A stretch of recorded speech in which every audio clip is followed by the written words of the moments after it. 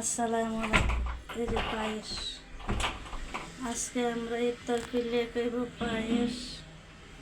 এই যে পায়েস নাম রয়েছে, এই যে ইফতার দেয়া পড়লাম। এই যে জিলাপি আনা হবে, এই যে জিলাপি, এই যে